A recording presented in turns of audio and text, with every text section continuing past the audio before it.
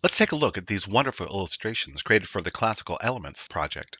I'm just going to open up these images one at a time. We're going to start with you, Sophia. Conceptually, this is a set of animals and their immediate surroundings, representing the classical elements. 3 of the 4 of these are actually really quite dynamic. I love the way Sophia has utilized fire shapes in the lion's mane and swirling wind shapes for the eagle and the rippling water shapes around the whale. My only issue is with our poor little groundhog. Although I love the way you've rendered him, his environment, although rendered well and in perspective, doesn't quite live up to the standards of the other 3 that you've created. These abstracted forms that you've utilized for fire, air, and water could also be utilized for earth. Imagine what this image would look like if we saw the earth in cutaway so that we could see a graphic pattern of the rocks and soil. Had you done that, I think our groundhog would feel a little bit more integrated into what is an absolutely stunning set of illustrations. Way to go, Sophia. Akash has done something very interesting here, using hairstyles to represent the 4 elements. Now, you've done a nice job with shaping the hair as those elements. What I really like, though, is how you've incorporated the imagery into the 4 sides of the square, making the set feel integrated without ever duplicating the same composition. Way to go, Akash. Wei has interpreted the 4 elements as traditional Chinese graphics. I think these are really very interesting. The air and the water illustrations are particularly stunning. The line work is varied. Wei has incorporated a variety of line weights to help differentiate the different graphic elements in each illustration. Lovely work.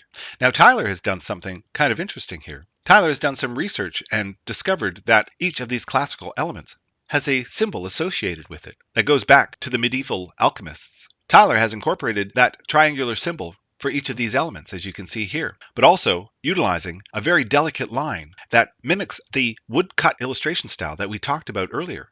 And I think setting it off with that strong black background was a very smart choice. Good work, Tyler. Now, Jody has done something very interesting here, representing each of the 4 elements by showing the elements that go into soup. Now, Jody has really utilized rhythmic line to great effect. I particularly love the repeating line pattern on the stove element. That is stunning. And those carrots are also wonderfully handled. The level of attention and care that went into these is reflected in such interesting work. Lovely work, Jody. Now, Jenna has taken the 4 elements and represented them as abstracted landscapes. I think the forms that you've chosen work well at representing the classical elements. What I really like is how you've balanced your black and white shapes. They feel more or less balanced between all 4 of them. I particularly love the line control that you've shown in the water form in the top right. That level of control and detail, you really can feel the ripples of the water in those line forms. Wonderful work, Jenna. Now, Denise has done something very interesting. She has interpreted the 4 elements as food you might find at a fairground. Hot dog for fire, candied apple for earth, soda for water, and cotton candy for air. What I really love is the attention to detail that you've shown in those background forms. That water behind the soda bottle is incredible. Denise is utilizing a wood block style illustration technique. These are absolutely stunning. Way to go, Denise. Now, Connor has interpreted the 4 elements as different planets. Earth, of course, represents Earth.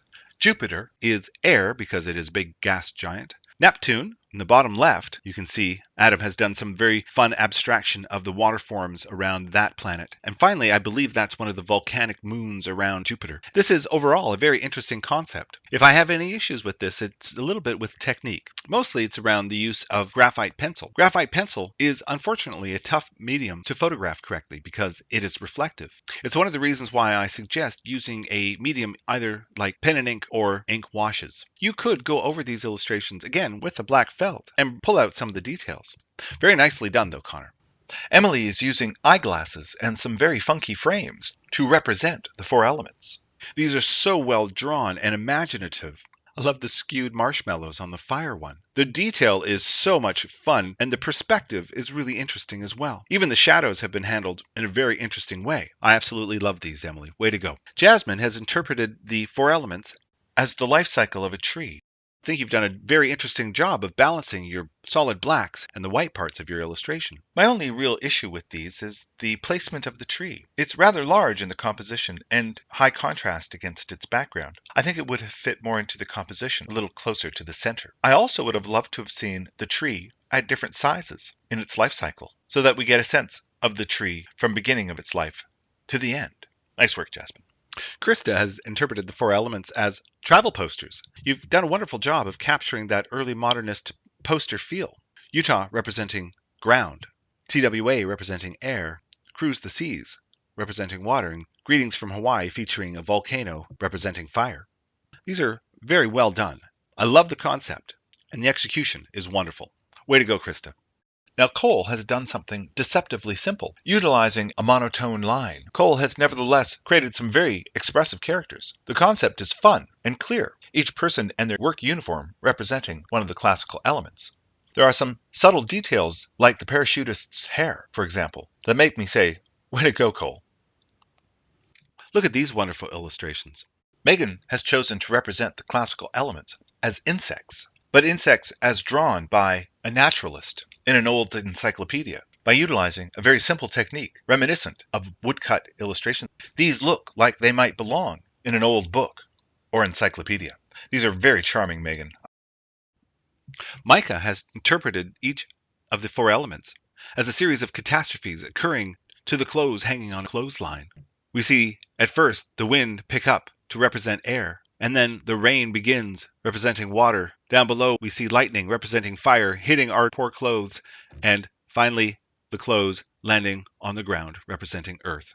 This is a fun story told in a very simple and direct way. Now the line work is very loose and expressive.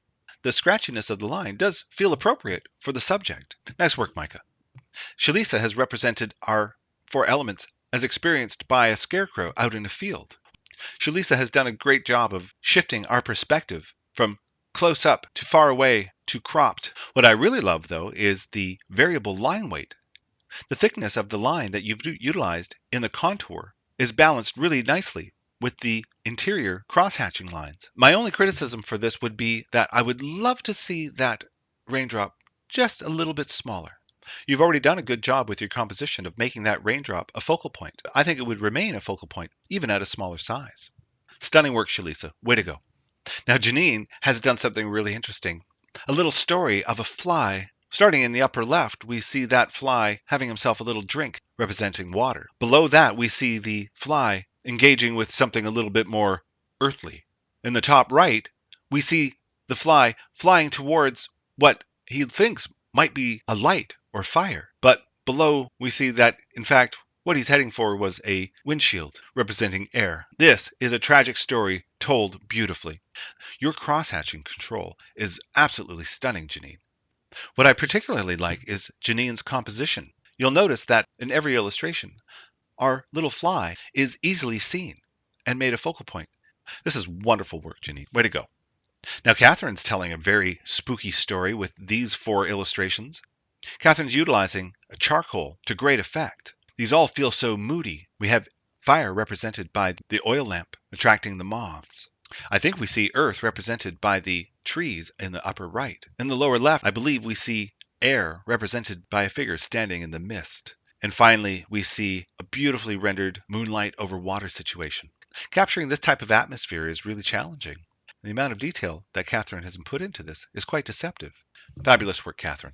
Now, Janice has represented the four elements as different aspects of a lovely bath. Water represented by the bath water, fire by the candle next to the bathtub, earth represented by the orchid on the tub's edge, and air represented by the smoke rising from that candle. These are beautiful. And again, I love the balance of your light shapes and your dark shapes. That orchid is stunning. Very impressive work and wonderful example of visual storytelling. I have to say, I'm very impressed with everyone's work. Way to go.